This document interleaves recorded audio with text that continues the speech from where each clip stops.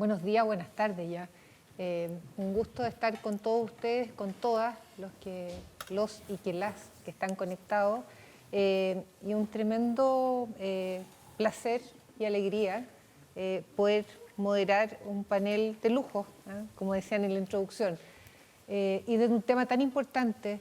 Y quiero agradecerle a la alcaldesa, a Mónica, a Alejandro y a Mario por compartir su tiempo esta mañana para poder conversar de cómo reactivar desde lo social. Y me resulta inevitable no tomar dos frases tan lúcidas que el profesor Jeffrey Sachs nos acaba de instalar en la conversación. Dice, el mundo está fallando y tenemos que cambiar. Y las dos fallas principales del mundo tienen que ver con la creación de una sociedad justa y el desarrollo sostenible con la protección principalmente centrada en el medio ambiente. Y tenemos que cambiar, y tienen que cambiar los gobiernos, tienen que ser gobiernos competentes, nos dice, enfocados en el bien común. Y nos plantea el desafío de que tenemos que superar las divisiones, que por lo tanto para poder co-construir el futuro común tenemos que hacerlo entre todos. Y desde ese lugar le quiero plantear a mis amigas y amigos de panel de esta mañana la conversación para abordar cómo reactivamos desde lo social.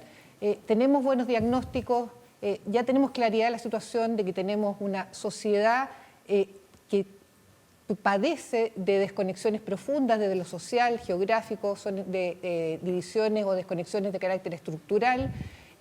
Todo lo que veíamos en temas de pobreza multidimensional en el estallido solo se agravaron durante la crisis sanitaria. Conocemos la profundidad de la crisis económica, hemos llegado a ciertos consensos en las conversaciones presentes en los medios, en los ámbitos más privados, de dónde estamos parados y cuál es la gravedad de la situación y que tenemos que ponernos ahora en acción. Entonces la invitación para conversar con ustedes es desde la acción, desde las propuestas, porque creo, si lo comparten, que diagnósticos tenemos de muy buena calidad y que nos revelan la situación en la que estamos. Y para plantearles la pregunta y nos compartan sus propuestas es, ¿cómo entonces hacemos para poder tener una sociedad que ponga al centro, en el corazón, la dignidad de la persona y la protección del medio ambiente? Y por lo tanto, que desde ahí reactivemos la economía, reactivemos el crecimiento, no perdiendo nunca que la mirada tiene que estar puesta en la dignidad de la persona. Ningún crecimiento económico puede ser a costa de la dignidad de la persona ni a costa del medio ambiente. Alcaldesa. Sí, muchas gracias por esta invitación. Y efectivamente, en este tiempo de pandemia ha sido mucho más fuerte todo lo que ha pasado en comunas como las nuestras y darnos cuenta que este sistema neoliberal que nos invita al individualismo ha provocado la fragilidad de este sistema. Nosotros hemos visto la solidaridad de la pequeña, la mediana y la gran empresa en esta pandemia y hay muchos casos que podría nombrar, pero creo que hoy día lo que hemos visto es la convicción ética del privado, ¿ya? Pero nos preocupa saber que la pandemia va a terminar, nos preocupa que estos bonos que han sido, que han ayudado a las familias chilenas en esta pandemia se vayan a acabar y ahí va a quedar una realidad que va a ser muy difícil abordar. No podemos seguir viviendo de bonos en el país y hoy día creo que hay que preocuparse mucho más allá. Hay que preocuparse del sueldo mínimo. Ya hemos visto que el sueldo mínimo hoy día son 1.620 pesos, lo que se ha aumentado. Tenemos una pobreza en la comuna de La Pintana más allá del 30%, una pobreza multidimensional. Y eso quiere decir que en tiempos normales somos más pobres que en todo Chile, pero después de la pandemia esto es peor. hemos visto como empresas, pocas empresas han invertido en nuestra comuna. Sin embargo, cuando yo he hecho notar como alcaldesa aquellas empresas, ejemplo, una cadena de pizzería que se atrevió a invertir en la comuna de La Pintana y me llamaron de consumista. Pero esto quiere decir que en La Pintana no se vive eso, cuando en otras comunas sí tienen derecho a disfrutar de una pizza. ¿Y por qué los pintaninos tienen que cruzar otras comunas 160 minutos de traslado para poder comerse una pizza? Yo creo que yo haría el punto en aquellas empresas que no invierten en las comunas como las nuestras. Creo que es necesario que eso se produzca y que nos miren con otros ojos, así como ha sucedido en esta pandemia, y que se atrevan, porque ¿qué van a ganar esas empresas? Esas empresas van a ganar una mayor dignidad a algunos chilenos que hoy día no la han tenido, y lo lógico es que esto pueda suceder y atraer calidad de vida también de parte del privado a comunas como las nuestras, que son 30 kilómetros cuadrados y con una alta densidad habitacional, y donde hay espacio, donde hay suelo fértil para instalarse, y eso significa que no seamos una comuna dormitorio y que podamos también brindar trabajo a personas que se desplazan 160 minutos para ir por el sustento económico para sus familias. Gracias, alcaldesa. Usted plantea dos cuestiones que me parecen centrales. La del sueldo mínimo, que yo la anclo a la discusión que hay hoy día sobre el ingreso básico universal, y también nos plantea el llamado al mundo empresarial a atrevernos a invertir en lugares donde pareciera que no miramos como los lugares donde debiéramos estar presentes, y eso tiene que ver con la contrapartida, y que es el centro de la pregunta, de que eso, al otorgar dignidad al otro, me otorgo dignidad también a mí mismo como compañía. Alejandro, ¿tú cómo lo ves? ¿Cuáles serían tus propuestas para esta construcción de una sociedad que coloca al centro la dignidad de la persona y el respeto al medio ambiente?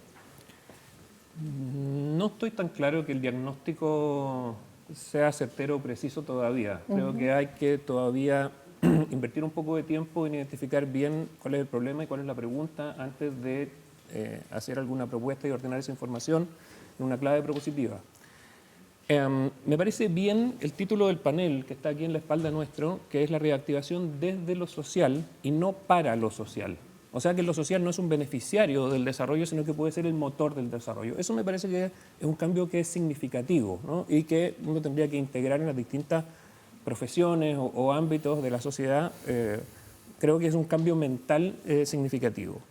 Conversábamos antes, en la preparación de este panel, que esas recomendaciones que ojalá se centraran en el mundo de las empresas.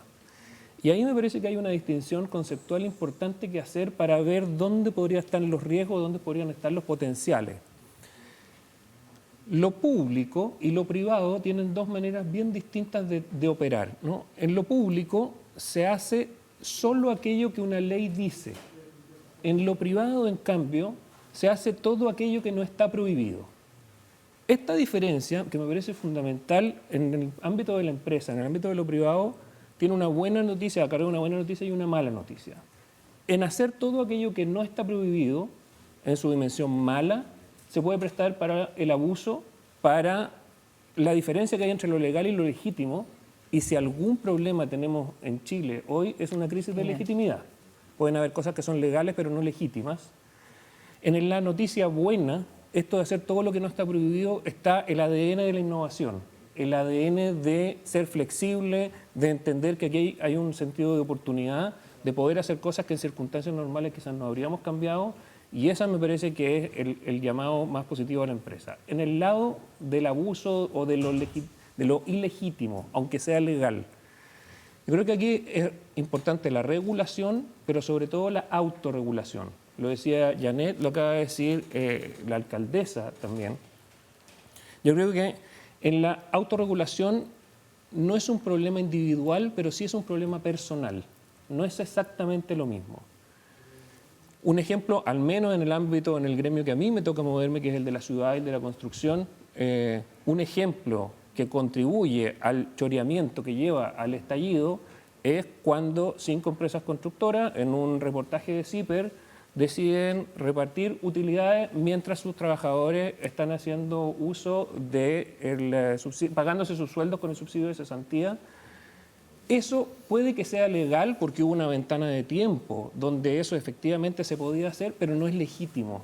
Y mientras no hayan correcciones en el mundo de la construcción a este tipo de operaciones, entonces después no nos quejemos de que tenemos una enorme cantidad de gente aburrida del abuso.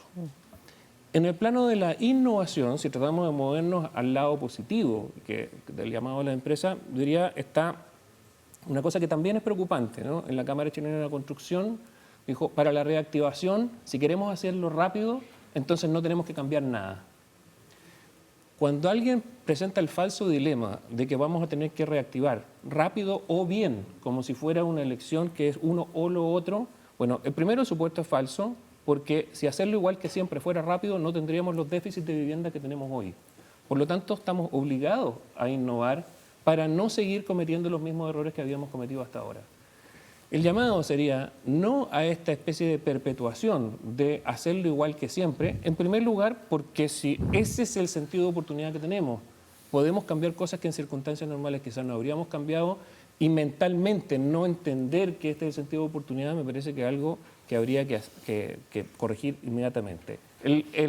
Finalmente, para cerrar, creo que hay honrosas excepciones en el mundo de la construcción, en el mundo de los inmobiliarios, que entienden que aquí hay una pregunta nueva y dado que hay una pregunta nueva vamos a tener que dar respuestas distintas, pero uno querría que eso no fueran honrosas excepciones, uno querría que fuera la honrosa regla. Totalmente de acuerdo. Y gracias porque planteas desde mi punto de vista 3 cuestiones centrales. El reflexionar respecto al nombre de este panel, que desde mi punto de vista y experiencia tiene que ver con transitar desde el asistencialismo, como ver al otro como la población vulnerable, cuando aquí no hay personas vulnerables. Hay personas que han tenido falta de oportunidades, pero no son vulnerables, están llenos de potencial y de talento, y transitar, por lo tanto, desde lo social, la reactivación desde lo social y no en un formato asistencialista o filantrópico.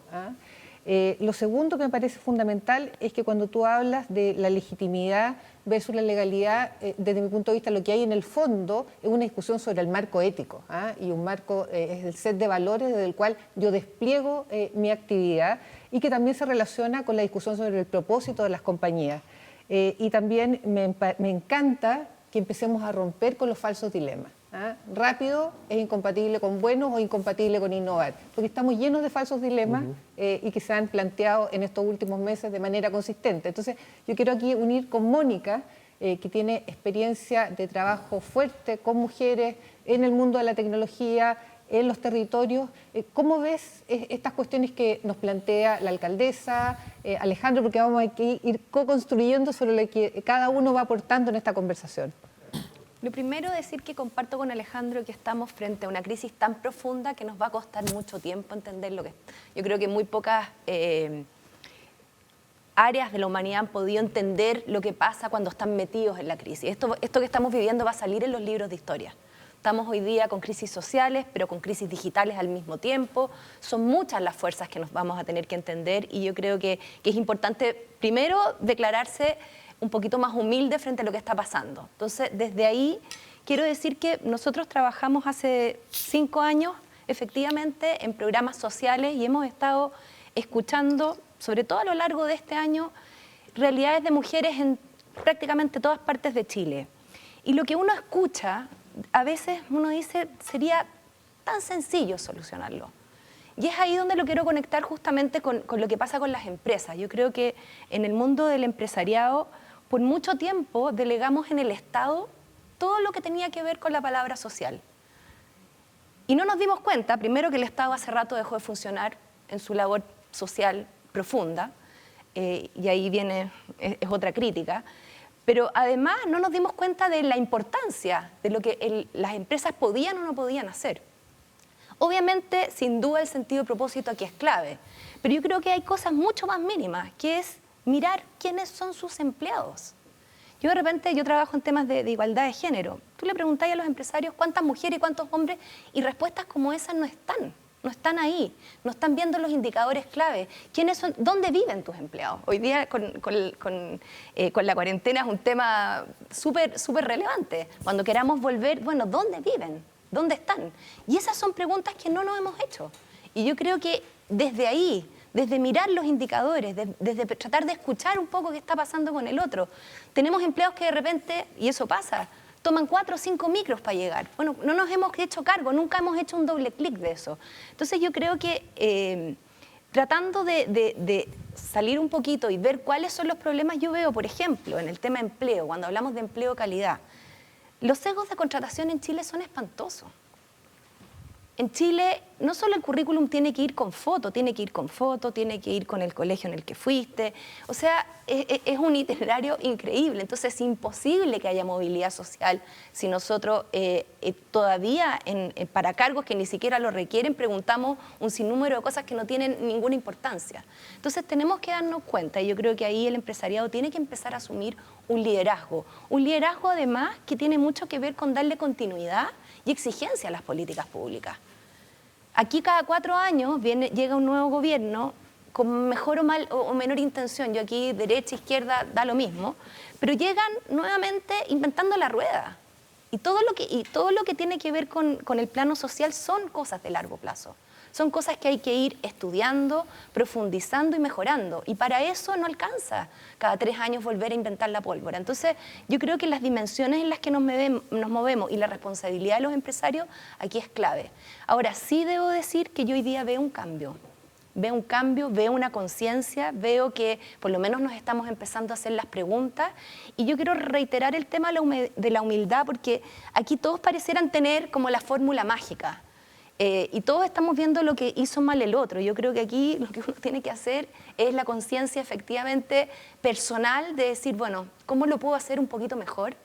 Desde cuánto estoy contaminando en mi casa pensando en el planeta de manera individual, no esperar que el otro lo haga y hacerse las preguntas mínimas. Yo creo de verdad que hoy día en Chile hay 300.000 ONG, solo para que tengan un número. O sea, las ONG, que somos las que estamos en la calle, somos de una precariedad espantosa. Ni el Estado nos ayuda, ni las empresas nos ayudan. O sea, realmente, cuando uno ve las ONGs lo que hacen y uno hace un doble clic de qué está pasando con ellas, de verdad que es pura buena energía y mucho corazón, pero 0 peso de ayuda. Entonces, yo a veces digo, de repente sería tan sencillo que uno como empresa diga, bueno, ¿sabéis qué? Yo estoy en esta causa, apoyemos a esta ONG que en realidad está hace 20 años trabajando en esto. Eso. Gracias, Mónica, porque planteas cuestiones de nuevo que son tan centrales y quiero rescatar para continuar y darle la palabra a Mario para tener otra visión que vaya complementando la conversación, que me encanta que lo que tú planteas es el sentido común que impere en la ciudadanía, y en lo particular por eso estoy tan feliz de que tengamos pronto un hito en nuestra historia donde la ciudadanía puede expresar su voz, porque está lleno de sentido común la ciudadanía. A mí me pasó mucho lo que te pasa a ti en los 40 días que tuve la oportunidad de recorrer varias comunas, de encontrar muchas respuestas inteligentes, ponderadas, sensatas en la propia ciudadanía, que es la que está padeciendo los problemas. Lo segundo que planteas es la falla del Estado y este dolor que causa en las comunidades la falta de continuidad en los programas. Programas que se plantean por 1 año, a los 6 meses se cortan, las comunidades quedan sin los recursos y eso plantea el desafío de la modernización del Estado. Y el tercer punto que me parece relevante lo que tú planteas es qué mal hemos tejido las relaciones desde la empresa con nuestro entorno. Y digo re mal en un sentido más general que la empresa. Yo creo que como sociedad hemos tejido nuestra infraestructura de relaciones y se han ido muchos puntos de ese tejido creando abismos entre nosotros, y parece que está llegando la hora de que podamos construir una pieza de tejido más hermosa, que incluya la diferencia, que la valore y que desde ahí construyamos un proyecto de sociedad del cual todos nos sintamos parte. Mario. Bueno, gracias por la invitación.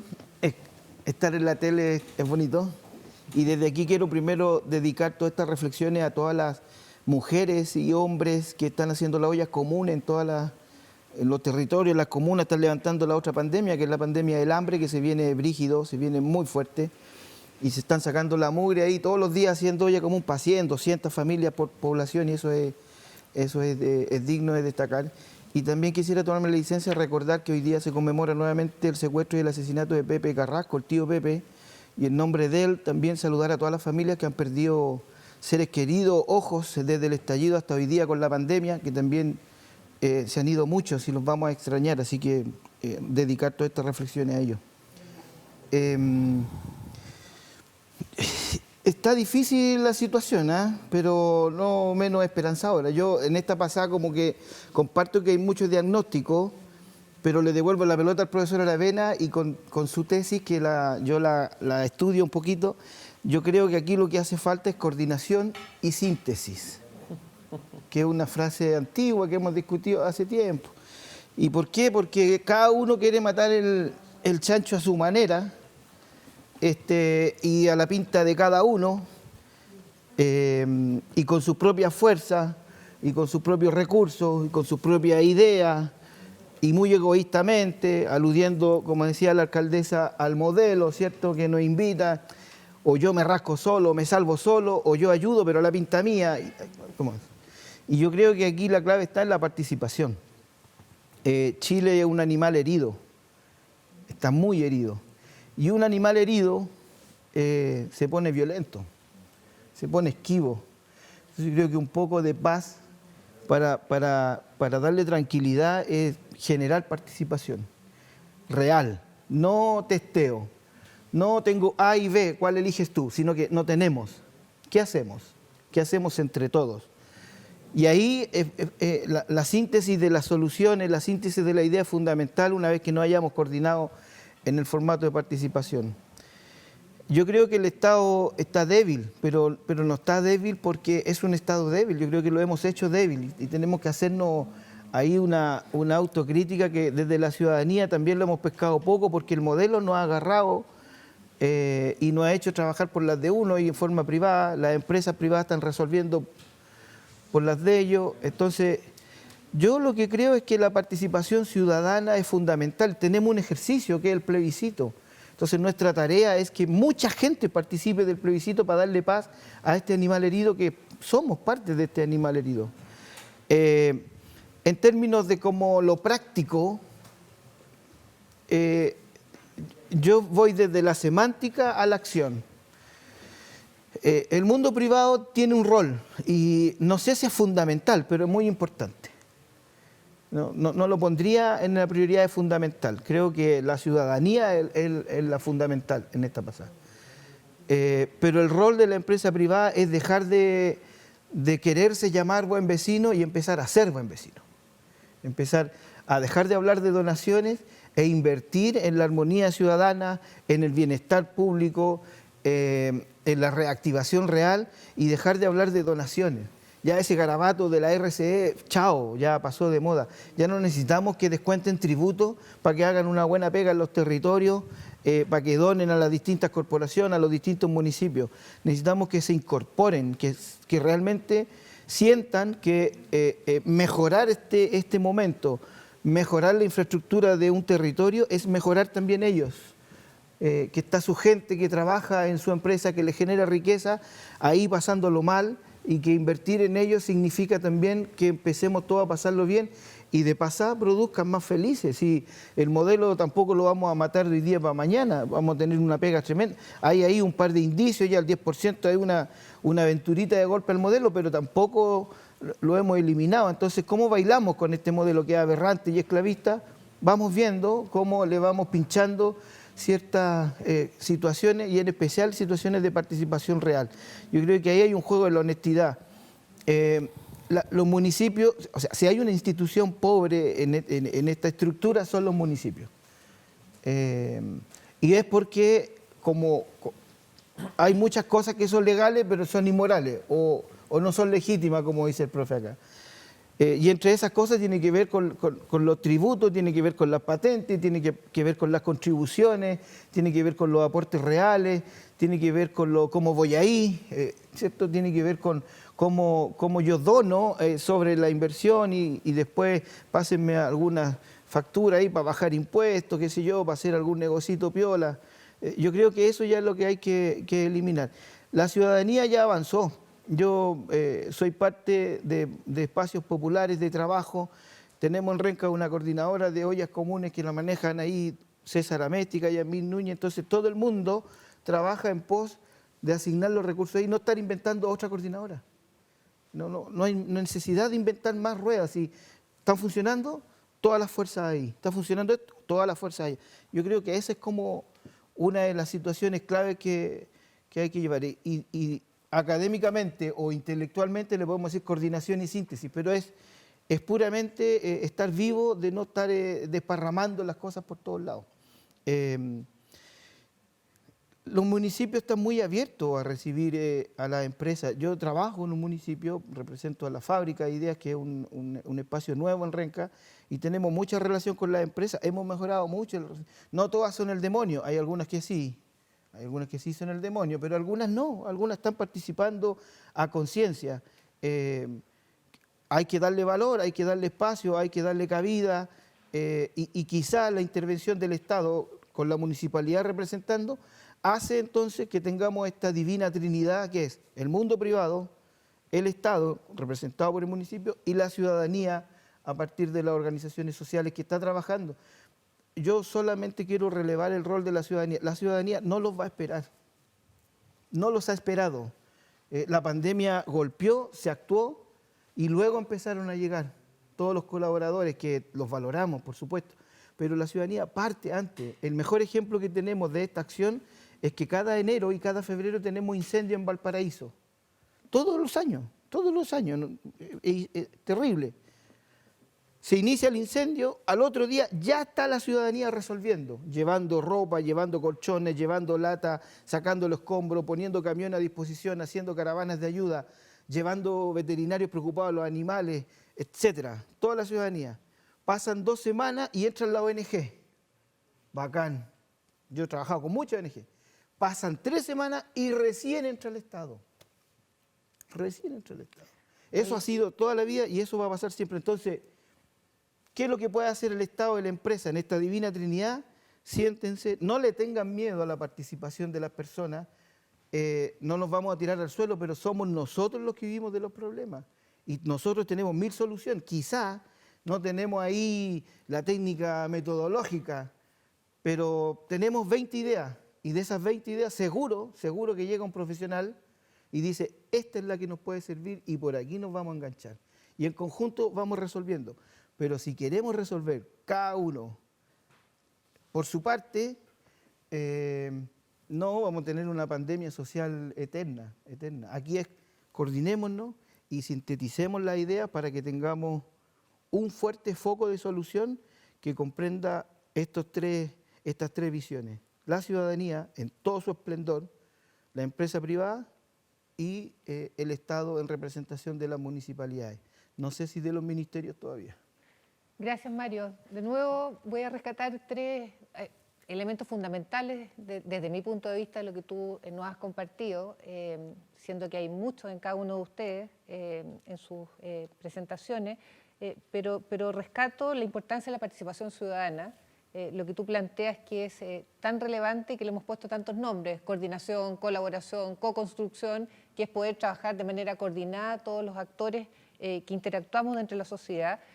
Lo segundo que me parece relevante y que tú pones algo que me parece central, que es dejar que lo social esté en los márgenes de la empresa y que entre la dimensión social, desde mi punto de vista, al mismo nivel que la dimensión financiera, en el corazón de la estrategia, porque ahí tiene que estar. Y ese es el desafío, y creo que se une muy bien a lo que el profesor Sachs nos decía. Si queremos tener una sociedad más justa, todos los actores tenemos que incorporar lo social en el corazón de nuestras respectivas estrategias. Y lo tercero, que luego quiero retomarlo con la alcaldesa, es algo que es relevante, que lo que es la inequidad territorial. No hace sentido desde ningún lado que los municipios de mayores ingresos tengan 10 veces más de ingresos anuales per cápita que las comunas que atienden las necesidades de la población mayoritaria de nuestro país. O sea, estamos hablando de órdenes de ingresos per cápita anuales 10 veces superiores en las comunas con más ingresos. Estoy hablando, para darles un orden, un ejemplo, Vitacura, más de 1 millón de pesos per cápita anual, Cerro Navia, algo más de 140.000 pesos anuales. Entonces, ahí tenemos una falla de fondo que tenemos que hacernos cargo de nuevo.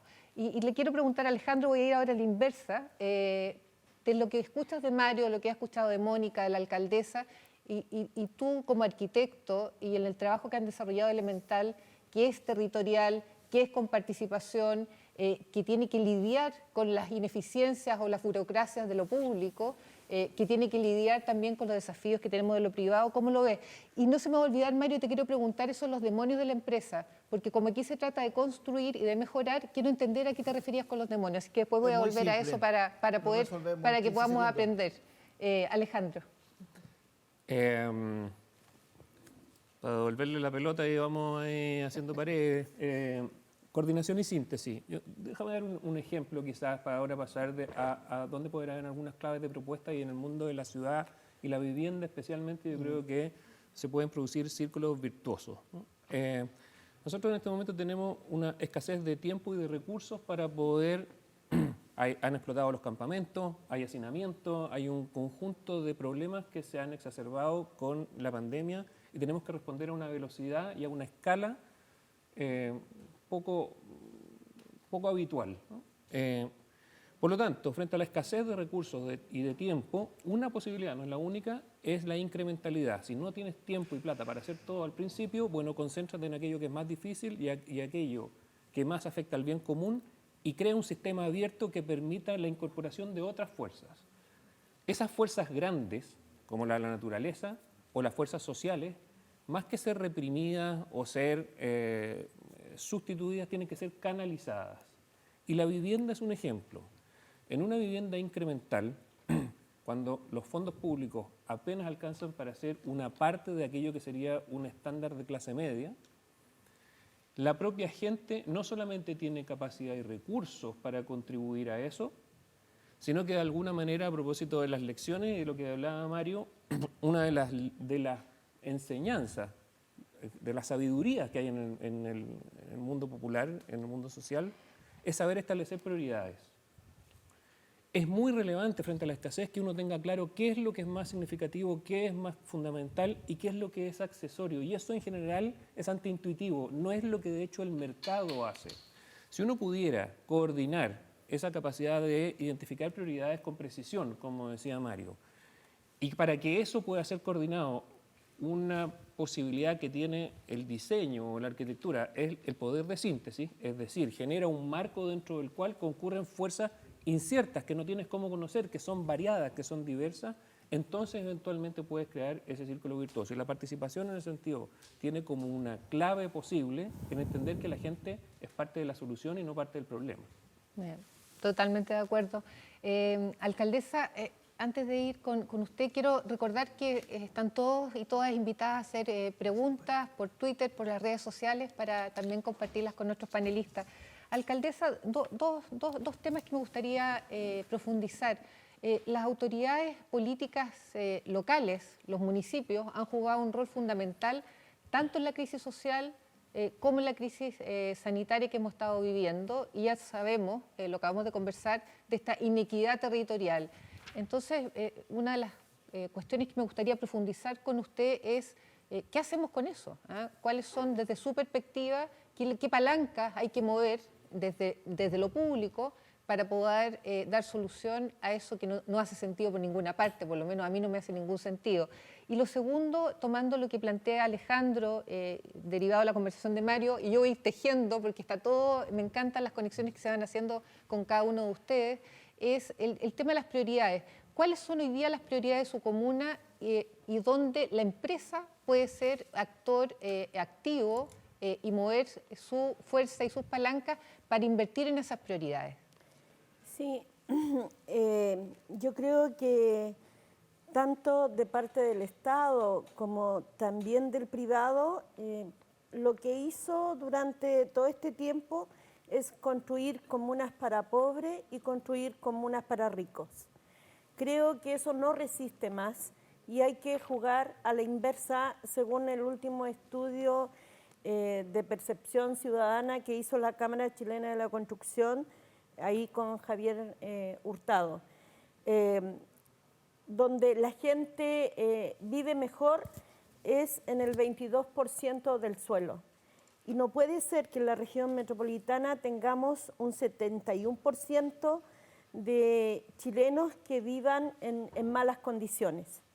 Y esto, yo digo, hay que jugar a la inversa, hay que traer ciudad de calidad a esas comunas donde los barrios son críticos. Y yo estoy segura, si nos preocupamos de construir veredas, de construir calles de hormigón, de iluminar pasajes, de producir conectividad, de producir vialidad también, vamos a tener menos violencia. Yo estoy segura de eso, ¿ya?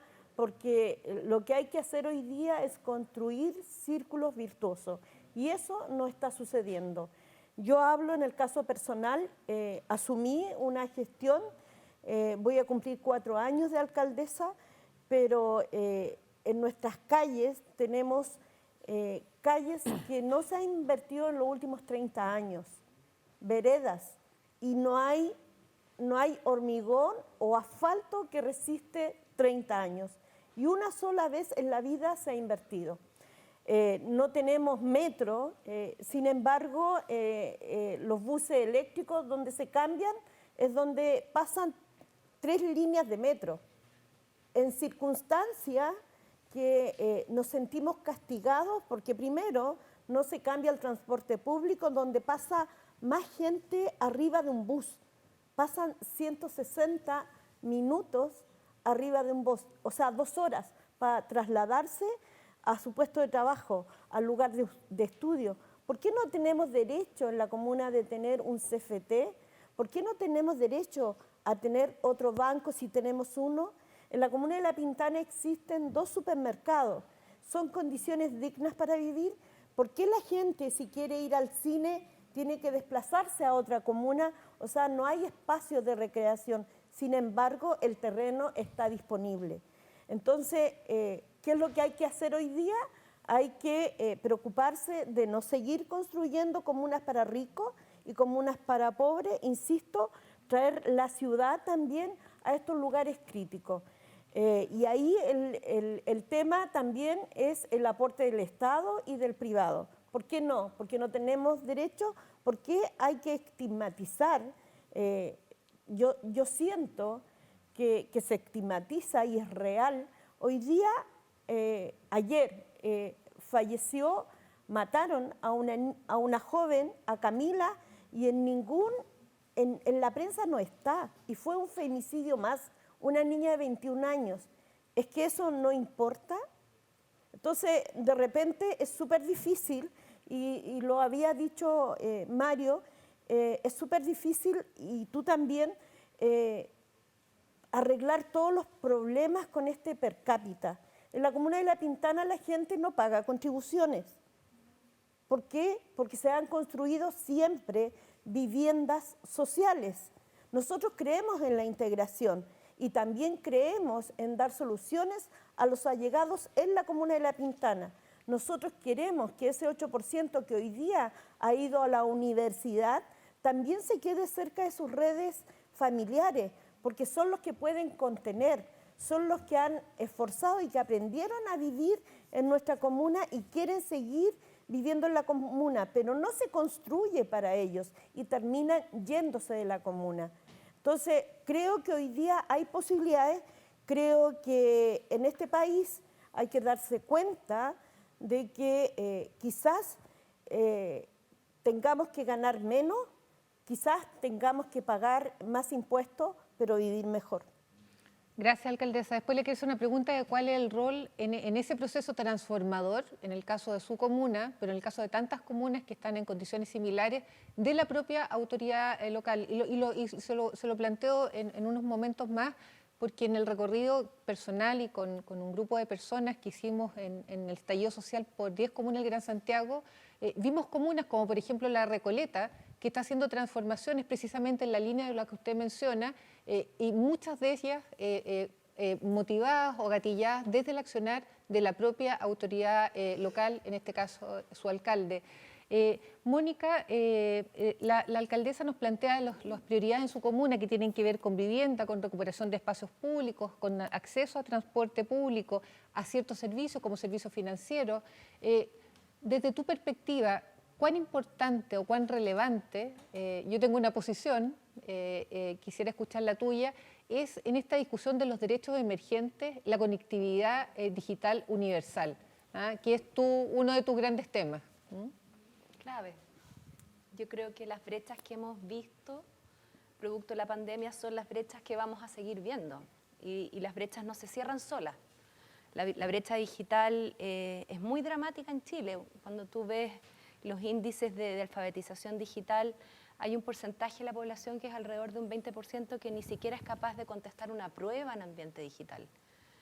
O sea, estás hablando de gente que ni siquiera se puede sentar frente a un computador. Entonces, cuando uno piensa en que hay que avanzar en servicios digitales y en tantas cosas que se hablan, tú decís, bueno, pero hay un 20% de la población que ni siquiera es capaz de estar ahí. Entonces, la brecha digital responde obviamente a la misma brecha de segregación de la que hablamos.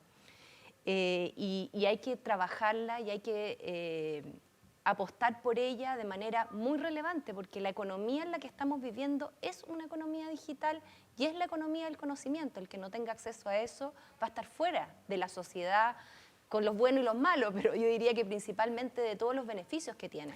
Y en ese contexto, ahora, en lo puntual, y eso es una de las cosas que quería decirte en términos de las prioridades, yo siento que la discusión de empleo, desde mi punto de vista, es la discusión más urgente que deberíamos de estar teniendo hoy día. Y no quiero dejar pasar la oportunidad de hablarlo porque se han anunciado un montón de cosas, millones de millones para la reactivación, pero nosotros lo que vemos es que hay una cantidad de gente hoy día que no va a poder volver a los trabajos anteriores simplemente porque directamente o se acabaron esos trabajos o el perfil que están buscando las empresas cambió de manera tan radical producto de la crisis, que va a haber un tema muy, muy complejo en que si no hacemos políticas de reconversión laboral bien hechas, a la medida de los sectores industriales, la verdad es que vamos a ver una cantidad de desplazados muy relevante. Y todos sabemos lo que ocurre cuando los índices de empleo crecen de una manera tan brutal. Mónica, y ahí dos preguntas. Una de cara a la brecha digital. Si tienes una opinión, por supuesto, respecto a un anuncio que salió hace algunos días desde el sector privado de hacer inversión fuerte en redes, porque necesitamos redes, porque tiene que ser una conectividad que te permita hacer teletrabajo, hacer educación a distancia, no solamente acceder a un contenido de entretención, a su propuesta de inversión privada complementada con subsidios desde lo público para los quintiles más pobres que no pueden acceder al pago de una conectividad fija, de calidad, que permita hacer lo que la nueva economía requiere. Esa es una pregunta. Y la segunda, de cara al desplazamiento a la fuerza laboral, que es una cuestión de gran profundidad, dinamismo, velocidad y que se ha profundizado con esta pandemia. ¿Cuál es tu opinión, si la tienes, respecto a la discusión sobre el ingreso básico universal? Parto por el final. Yo creo que es una discusión que es ineludible, porque va a ocurrir que va a quedar un porcentaje de la población sin acceso. Y eso es real y es algo que se está estudiando en todo el mundo y esa gente tiene que seguir comiendo y tiene que seguir funcionando y por lo tanto no podemos creer que si no encuentra espacio en el mercado laboral directamente nos vamos a olvidar de ello. Y yo creo que es una discusión que todos los países van a tener que abordar en algún minuto y creo que mientras antes empecemos a conversarlo es mejor, digamos. En relación a la inversión que ha tenido el Estado en términos de políticas y de acceso digital, Chile se quedó atrás, yo te diría que desde la época de los 90.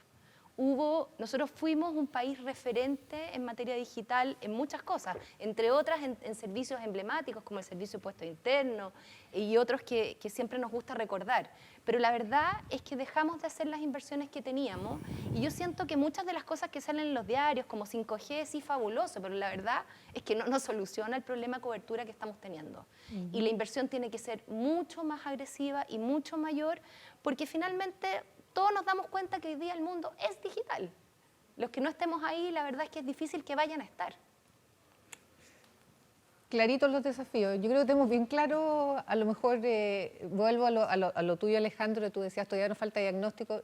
Bueno, yo esto es una opinión personal y aquí todos estamos en lo personal compartiendo. Yo creo que tenemos harto diagnóstico y voy viendo también que tenemos harta claridad de los desafíos y quiero retomar contigo, Mario, para ir ya, entiendo que hay preguntas y se nos está acabando el tiempo y queremos dejarle espacio a las preguntas de quienes están conectados. Mario, ¿y cómo le hacemos? Dos preguntas, Mario. Y le digo, ¿cómo le hacemos? Porque nosotros somos amigos con Mario. Entonces él siempre me dice, bueno, ¿y cómo le hacemos, Claudia?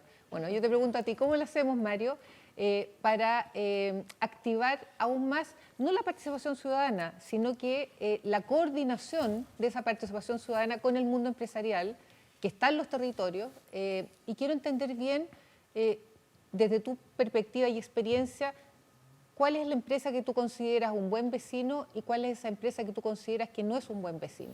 Porque aquí queremos aprender. Era la empresa demonio, esa era. Esa. No del buen vecino, eso es otra cosa. Bueno, pero le puse una cosa más amable, Mario. No demonicé. Hay empresas demonio que nos han destruido la política corrompiendo a personas que ejercen el poder político en términos de legislación y todas esas cosas. Esas son empresas demonio, porque nos destruyen una ciencia que nos permite vivir bien, que es la política. Y por eso la gente confunde que militar en un partido político tiene que ser lo mismo que ser un activo político, una persona activamente política. Yo defiendo mucho ser activamente política. En los partidos tienen la crisis, como lo tiene el fútbol, como lo tiene la religión, como lo tienen muchas instituciones en este minuto, que es una crisis de confianza. Pero la activación política debe mantenerse y esa visión, ese dolor, tiene que ver mucho con la corrupción que han generado muchas empresas al comprar políticos y hacer leyes a su medida, incorporar a través de financiamiento de campaña a personas dentro de los espacios políticos que toman malas decisiones, para ellos muy buenas, para la ciudadanía muy malas. No sé, un ejemplo, la ley de pesca, no hay ni que analizarlo. Está súper claro, están los correos y de ahí muchos más. Entonces, no las voy a nombrar a las empresas porque algunas están por aquí y todo y sería feo. Pero cada uno sabe, ellos saben los que han cometido errores. Esas empresas para mí son demonios. Hay otras empresas que se han preocupado, incluso han revertido esa situación y han querido generar paraguas de participación ciudadana, elaborando programas a su manera. Está bien, a su manera, a su forma, lo que sea, pero van haciendo cosas interesantes, van incorporando a la ciudadanía no solo en el beneficio, que es otra semántica que hay que destruir, el beneficio, sino que la van incorporando derechamente en el desarrollo territorial, en el diseño de programas para el desarrollo territorial, que es integral. Hay varias, mineras incluso, muchas, yo he trabajado con ellas. Han financiado escuelas, han financiado programas de emprendimiento, programas de diseño de infraestructura, medio ambiente, etcétera. Esas empresas son las que hay que valorar. Para mí una empresa que se perfila para ser buen vecino es la que se integra, digo se integra, no que financia, que se integra en el proceso de la creación de distintas instancias de desarrollo territorial, incluyendo la incorporación de esos territorios en su base trabajadora. Que ojo, no son capital humano, los humanos no somos capital de nadie, ni recursos humanos, somos trabajadores, tampoco somos colaboradores, somos trabajadores. La semántica es muy importante en esta pasada porque se nos empiezan a confundir, ya no tenemos conflictos, tenemos controversias. No, tenemos conflictos. O sea, tenemos que resolverlo, pero son conflictos, es una controversia. No, eso es delicado, no, mentira, no existe.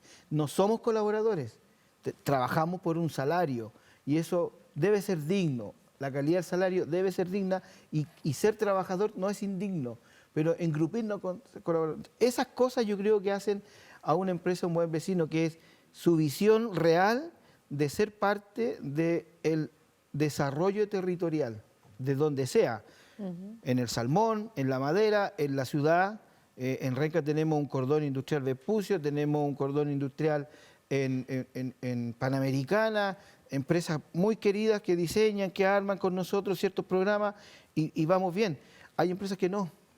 Y yo creo, lo hablábamos el otro día, yo creo que le tienen miedo a la participación ciudadana.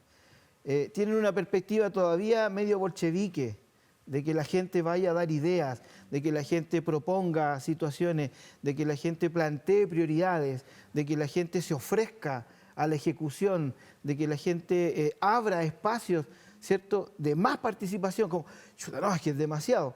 Pero si hay algo que dejó la pandemia es que las personas son necesarias en todos los espacios. Gracias, Mario. Yo ahí tengo, bueno, siempre tenemos distinciones o aproximaciones distintas. Menos mal, Por suerte, porque si no de eso sería se muy trata. fome la conversa. Yo quiero poner un ejemplo del no miedo. El anuncio que ocurrió la semana pasada del caso de Friosur, donde abre la participación en la propiedad de la empresa a los trabajadores, sus trabajadores, me parece que es un acto que muestra valentía y además los incorpora en su directorio. Entonces, siempre te hago la distinción porque de todo hay, en todas partes. Entonces, desde mi punto de vista, tenemos que mirar a aquellas empresas que están evolucionando en el sentido correcto de integrarse territorialmente y trabajar con la comunidad para reactivar desde lo social y no desde la mirada asistencialista. Permítanme solo un segundo antes de Tenemos pasar a la preguntas, pregunta. pero un segundo. Un segundo, que es cierto que hay que mirar positivamente, pero no exageremos eso, porque la visión crítica es la que nos va a permitir crecer más rápido. Hay empresas que hacen eso, lo han hecho históricamente. No vaya a ser que después los grandes accionistas le compren a los más chicos ese 20%. Sí, yo estoy de Tenemos acuerdo tener que no hay que harto cuidado exagerar con nada. eso igual. Mira, yo tengo un dicho de una amiga que dice, ni Juanita ni Juanaza, solo te quiero poner una perspectiva distinta porque de eso se trata de co-construir una visión más compleja que es la que necesitamos para el desarrollo. Mónica, hay una pregunta que me gustaría que tú nos ayudas a buscar una respuesta. ¿Cómo volvemos a confiar en las empresas? Bueno, yo creo que justamente tiene que ver con lo que decía aquí Alejandro, que tiene que ver con volver a hablar. Yo creo que la cultura del diálogo es algo que perdimos y que recién ahora volvimos a rescatar. Yo siento, hay muchas empresas que he escuchado que lo han hecho, que han vuelto a hablar con sus trabajadores. Efectivamente, la inteligencia colectiva aquí es fundamental. Muchas de las respuestas que estamos buscando están ahí, al lado, cerca nuestro. Entonces yo creo que esa es una primera cosa. Y lo segundo, yo creo que cuando hablamos de pacto social, hablamos justamente de eso. Hablamos justamente de volver a definir cuáles son esas necesidades, cómo podemos colaborar en conjunto. Aquí los empresarios, yo también quiero decir, los empresarios, yo he sido empresaria toda mi vida, están totalmente demonizados y eso es ridículo. La mayoría de los empresarios de este país se saca la ñoña, se levanta temprano, muchas veces no alcanza a ver las lucas. Yo muchos años vi las lucas pasar por el frente mío, entonces también creo que esas caricaturas que se hacen hablan de justamente esta polarización que no es lo que necesitamos. Yo creo que la confianza normalmente se gana con acciones y lo primero que hay que hacer para recuperar la confianza es entender dónde está parado el otro.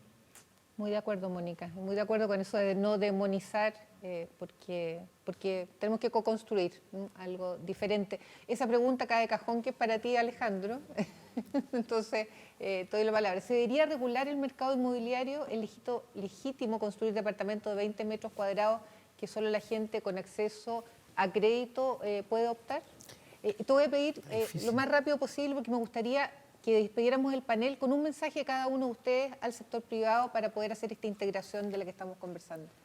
A mí los 20 metros cuadrados no me preocupan tanto siempre y cuando sean el piso desde uno parte, pero no sea al mismo tiempo el techo al que uno puede llegar. Sin caricaturizar, porque también si uno está en los clichés y no entiende la complejidad del problema, claro, es re fácil simplemente exigir. Y hay unas restricciones que uno debería entender. Y puede ser que las restricciones te obligan a que tu inicio sea muy restringido. Pero eso no significa que tu potencial tenga que estar igual de restringido o hipotecado. En la medida que un departamento de ese tamaño pueda llegar a un estándar de clase media, entonces para mí no es un problema. Si no está integrado en la ecuación, eso incremental, entonces sí es un problema. Y el acceso al crédito, efectivamente, cuando tú haces esos 20 metros cuadrados iniciales con fondos públicos, eventualmente tienes que poder abrirlo a aquellos que son invisibles a los otros sistemas y eso efectivamente implica que hay participación, que hay concurrencia de ONG, de filantropía, de recursos de las personas para que se puedan complementar los recursos públicos. Muchas gracias, Alejandro. Me encanta el principio de la incrementalidad para poder avanzar. Alcaldesa, ya nos queda nada de tiempo, yo sé que me pasé, pero un mensaje para la empresa desde su calidad de alcaldesa, de su experiencia territorial, para la reactivación desde lo social. En 2 segundos.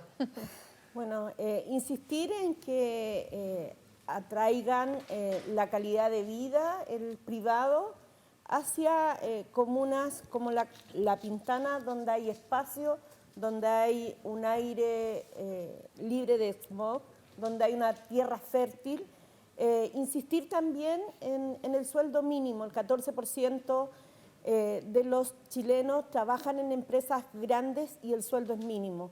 Creo que hoy día la ética los llama a meterse la mano a los bolsillos. Gracias, alcaldesa. Mario, 2 segundos, un mensaje para la reactivación desde lo social de la mano de la empresa. Nada, ellos saben. Hagan bien la pega y no hagan daño. Con eso estamos. Mónica. Yo creo que volvámonos a conectar. Yo creo que esa es la invitación. Miremos quiénes son nuestros trabajadores, miremos cuáles son esas métricas, cómo podemos mejorar sobre todo los temas de género. Las mujeres lo están pasando pésimo en Chile. Veamos cómo colaborar desde hacer pequeñas acciones que realmente tienen un impacto muy significativo en el plano social de este país.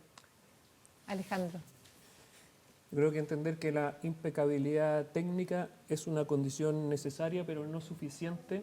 Creo que la naturaleza del desafío que tenemos al frente incluye variables simbólicas o emocionales. No se me va a olvidar nunca, Mario una vez en un seminario, hace, no sé, más de 10 años, dijo, sí, es importante la efectividad de las políticas públicas, pero también a nosotros nos importa la afectividad de las políticas públicas. Preciosa manera, creo, de cerrar y constructiva manera de cerrar nuestro panel, con los afectos, con la conversación, con hacer bien la pega y con la valentía de invertir en los lugares donde no estamos invirtiendo.